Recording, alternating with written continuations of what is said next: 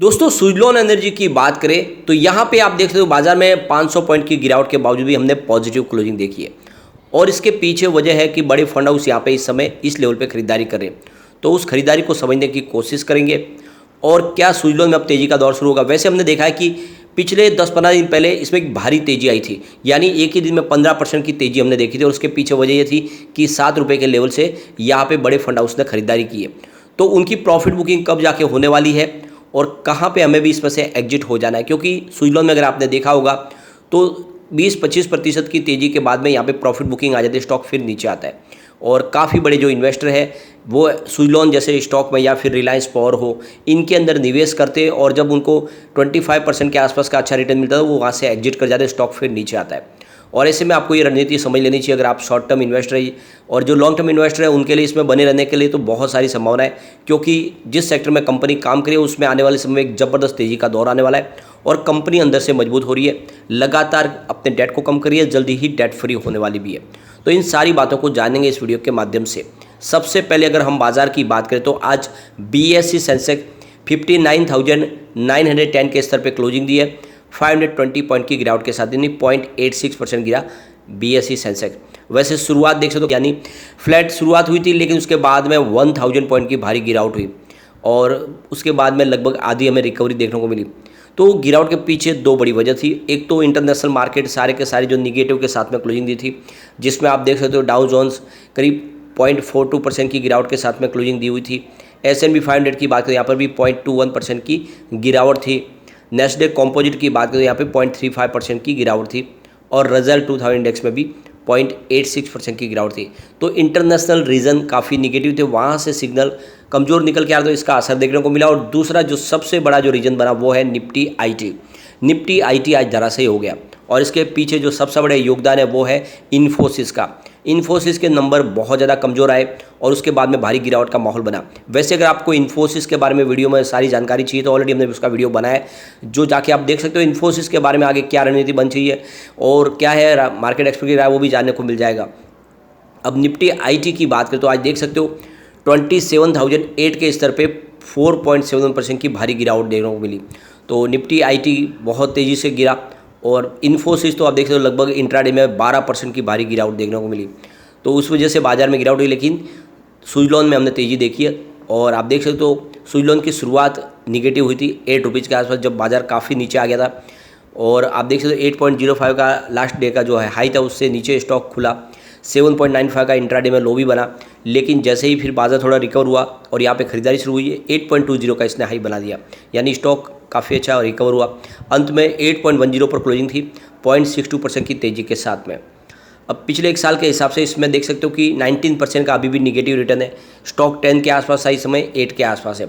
वैसे अगर देखें तो इसकी जो ट्रेडिंग रेंज है वो 7.5 से लेके 10 के आसपास की है और इसी रेंज में ये काफ़ी समय से आपको ट्रेड करता हुआ दिखाई देगा, क्योंकि वहाँ पे प्रॉफिट बुकिंग होती है। ऊपर से जो एक ज़बरदस्त यहाँ पे आप उसको एक रजिस्ट्रेशन झेलना पड़ता है 10 रुपये के आसपास, वहाँ से बाउंस बैक की संभावना कम होती है। स्टॉक नीचे आता है और 7.5 से इसमें फिर बाउंस बैक आ जाता है। अब देख सकते हो 6 मंथ के हिसाब से इसमें 4.52% की तेज़ी है और अगर हम देखें 1 मंथ की बात करें यहाँ पर भी 4.52% की लगभग तेज़ी है। यानी आप देख सकते हो स्टॉक लगभग एक ही जगह पे आपको दिखाई देगा काफ़ी समय तक और पिछले 5 दिन के हिसाब से आपको कोई भी अप डाउन देखने को नहीं मिलेगा। अब यहाँ पे अगर हम इसके वॉल्यूम को देखें तो काफ़ी अच्छा इजाफा हो चुका है। पिछले 1 महीने पहले इसका 6 करोड़ का वॉल्यूम था, 2 करोड़ की डिलीवरी उठाई गई थी। 1 वीक पहले 6 करोड़ का वॉल्यूम होता, 2 करोड़ की ही डिलीवरी उठाई गई थी। और आप देखिए लास्ट डे इसका 7 करोड़ का वॉल्यूम होता, 2 करोड़ की डिलीवरी उठाई गई थी, लेकिन आज देख सकते हो कि 7 करोड़ का वॉल्यूम हुआ है, यानी वॉल्यूम में वृद्धि हो चुकी है। बड़े इन्वेस्टर इस लेवल पे खरीदारी करें, क्योंकि इतने भारी वॉल्यूम में अगर बिकवाली होती तो स्टॉक काफ़ी नीचे जा सकता था। आज फ़ायदा यही है कि निफ्टी एनर्जी भी पॉजिटिव था, 23,363 के स्तर पर 0.64% की तेज़ी थी। अब जैसे कि इस महीने की शुरुआत से एफआई बाजार में लगातार खरीदार बने हुए, लेकिन आज पहला दिन है इतने दिनों के बाद जहां पे उनकी जो खरीदारी के सामने बिकवाली ज़्यादा हो गई और निगेटिव आज आंकड़ा देखने को मिला हमें। 3 अप्रैल को आप देख सकते हो कि उन्होंने 321 को इसकी नई खरीदारी की थी। 5 अप्रैल को 806 करोड़ रुपये का इन्वेस्टमेंट किया। 6 अप्रैल को 475 करोड़ रुपये का नया निवेश किया। 10 अप्रैल को 880 करोड़ रुपये के आसपास की उन्होंने बिकवाली की खरीदारी की थी। 11 अप्रैल को आप देख सकते हो 340 करोड़ रुपये का इन्वेस्टमेंट किया था और 12 अप्रैल को उन्होंने 1097 करोड़ रुपये का भारी निवेश किया। 13 अप्रैल को भी उन्होंने 221 करोड़ रुपीज़ की खरीदारी की थी, लेकिन आज उन्होंने 533 करोड़ रुपीज़ की बिकवाली कर दी है। तो ये पहला आंकड़ा आप देख सकते हो, लगभग आधा महीना बीत गया है और हमें देखने को मिला कि आज एफआई की जो बिकवाली थी वो खरीदारी से ज़्यादा हावी हो गई।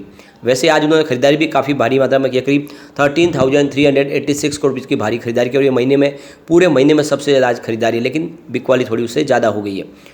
अब यहाँ पे एक बड़ी अपडेट निकल के आ रही है, आप देख सकते हो, रिजर्व बैंक ऑफ इंडिया की तरफ से IREDA को IFC का दर्जा मिल चुका है। अब यानी वो आराम से इन्वेस्टमेंट को बढ़ावा दे पाएंगे और उसकी तरह IFC का दर्जा मिलने के बाद आप देखें तो उनका जो एक तरह से इंफ्रास्ट्रक्चर फाइनेंस कंपनी का दर्जा मिलने के बाद वो आराम से लोन प्रोवाइड कर पाएंगे उन कंपनियों को जो ग्रीन एनर्जी सेक्टर में आगे जा सकती है, यानी एक तरह से उच्च जोखिम ले पाएगा अब ये कंपनी, और IFC का दर्जा मिलने के बाद फंड जुटाने में भी इनको मदद मिलेगी। तो यहाँ पे देख सकते हो कि अब यहाँ पे जब इसको IFC का दर्जा मिल चुका है तो ये आराम से फाइनेंस प्रोवाइड कर पाएंगे उन कंपनियों को जो ग्रीन एनर्जी से संबंधित है, जैसे सुजलॉन एनर्जी, उनको यहाँ पे फंड मिल सकता है आराम से, और सरकार भी इसकी तरफ से एक अलग से उनको बेनिफिट मिल जाएगा। यहाँ पे एक बड़ी अपडेट निकल के आ रही है, सेंट्रल रेलवे और वेस्टर्न रेलवे आने वाले समय में ग्रीन एनर्जी को प्रमोट करेंगे ज़्यादा से ज़्यादा मात्रा में, यानी उनकी जो भी है अभी ऊर्जा की जरूरत है वो ग्रीन एनर्जी के माध्यम से पूरी की जाएगी, क्योंकि पोल्यूशन को कम करना है सरकार का जो सपना है, उसको पूरा करने के लिए सेंट्रल रेलवे और वेस्टर्न रेलवे भी कमर कस ली है। तो यहाँ पे देख सकते हो, कल मुंबई सेंट्रल रेलवे और वेस्टर्न रेलवे की तरफ से अनाउंस किया गया है कि वो भी अब ग्रीन एनर्जी का जो मिशन है उसमें एक बड़ा और एक मजबूत रोल प्ले करने को तैयार है। 2030 तक जो हम चाहते हैं कि नेट जीरो कार्बन पॉलिसी पे जाए रेलवे, यानी वैसे सरकार का सपना है कि 2030 तक 50% वो आप देखें तो ग्रीन एनर्जी को इस्तेमाल करेंगे, लेकिन यहाँ पे रेलवे 2030 तक नेट जीरो कार्बन पॉलिसी पे जाने का सपना लेके आगे बढ़ रहे हैं, और ये काफ़ी बड़ी बात है।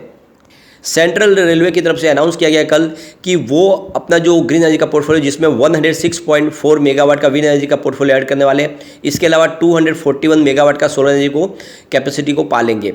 We have also achieve 100% electrification all broad gauge routes, यानी सरकार उनकी तरफ से कहा गया कि लगभग 3825 किलोमीटर का जो रूट है वो पूरा का पूरा इलेक्ट्रिफिकेशन हो चुका है, यानी वहाँ पे अब किसी प्रकार का पोल्यूशन होगा, यानी वहाँ पे कोयले के माध्यम से कोई ट्रेन नहीं चलेगी बल्कि बिजली के माध्यम से चलेगी, और ऐसे में जितना हो सके अब कार्बन है जो वो कम होगा वातावरण में। रेलवे अपनी तरफ से नहीं चाहते कि पोल्यूशन हो, तो इस तरह से रेलवे ने कमर कस ली। आने वाले समय में विंड एनर्जी और सोलर एनर्जी के प्रोजेक्ट लगाए जाएंगे, जिससे रेलवे जो भी उसकी ऊर्जा की जरूरत है उनसे पूरा कर पाएंगे। तो ऐसे में एक मौका निकल कर आएगा सुजलॉन के लिए भी। सुजलॉन इस सेक्टर की सबसे पुरानी कंपनी है, और कंपनी या फिर टरबाइन इंस्टॉल करने के अलावा उसका सर्विस मेंटेनेंस का काम भी करती है, यानी दूसरी कंपनियां जो इस सेक्टर में नई आई है उनके लिए सर्विस मेंटेनेंस का काम कंपनी संभालती है। इसके अलावा अदानी ग्रुप जैसी कंपनियों के लिए टरबाइन इंस्टॉल करने का काम भी कंपनी करती है, और इसीलिए इसका कामकाज का मजबूती के साथ आगे बढ़ने का संभावना बन रही है, क्योंकि कंपनी के पास इंफ्रास्ट्रक्चर डेवलप से लेके सर्विस मेंटेनेंस का काम, यानी लाइफ टाइम सर्विस देने का काम भी कंपनी करती है। अगर हम इसकी रेटिंग को देखें तो आप देख सकते हो कि फिलहाल मास्टर रेटिंग 5 स्टार में से 3 स्टार की रेटिंग है, जो काफ़ी अच्छी है। इसकी EPS स्ट्रेंथ भी देख सकते हैं कि 5 स्टार में से 3 स्टार की रेटिंग आएगी, जो अच्छी कही जाएगी। और बायर डिमांड के मामले में 5 स्टार में से 4 स्टार की रेटिंग निकल के आ रही, काफ़ी ज़बरदस्त है, यानी यहाँ पे लोगों का रुझान स्टॉक की तरफ काफ़ी अच्छा है, लोग इसमें खरीदारी करना पसंद करें। लेकिन इसकी प्राइस स्ट्रेंथ काफ़ी वीक है, क्योंकि 5 स्टार में से मात्र 2 स्टार की रेटिंग है, और ग्रुप रैंक में भी ये काफ़ी नीचे है, क्योंकि 5 स्टार में से 2 स्टार की रेटिंग है। कुल मिला के रेटिंग इसकी अच्छी है। अब जैसे कि हमारे सामने जल्द ही Q4 आने वाला है, इसके पहले अगर हम Q3 की बात करें तो इनका रेवेन्यू जो था वो 1.45 थाउजेंड रुपीज़ के आसपास था, जहाँ पे 9.26% की ईयर बेसिस पर हमें गिरावट देखने को मिली, यानी Q3 में रेवेन्यू थोड़ा सा कम हुआ था, लेकिन नेट इनकम में ज़बरदस्त इजाफा हुआ था। 78.36 करोड़ रुपीज़ का नेट इनकम रहा, जहाँ पे 107% की ईयर बेसिस पे भारी बढ़त देखने को मिली। नेट प्रॉफिट मार्जिन 5.41% रहा, जहाँ पे 129% की शानदार बढ़त देखने को मिली। तो कुल मिला के काफ़ी शानदार रिजल्ट रहा। इस बार रिजल्ट उससे बेहतर रहने की संभावना बहुत ज़्यादा, फिर एक तेज़ी का दौर भी शुरू हो सकता है। तो हम ये मेरे रिजल्ट का इंतजार करना होगा। लेकिन फ्रेंड, कोई भी इन्वेस्टमेंट करने से पहले अपने फाइनेंशियल एडवाइजर के बारे में ले ले या अपना खुद का रिसर्च करें, क्योंकि मैंने वीडियो आपके एजुकेशनल पर्पज़ के लिए ही बनाई। वीडियो पसंद आए तो लाइक से जरूर कीजिए और चैनल को सब्सक्राइब कर दीजिए। Thank you.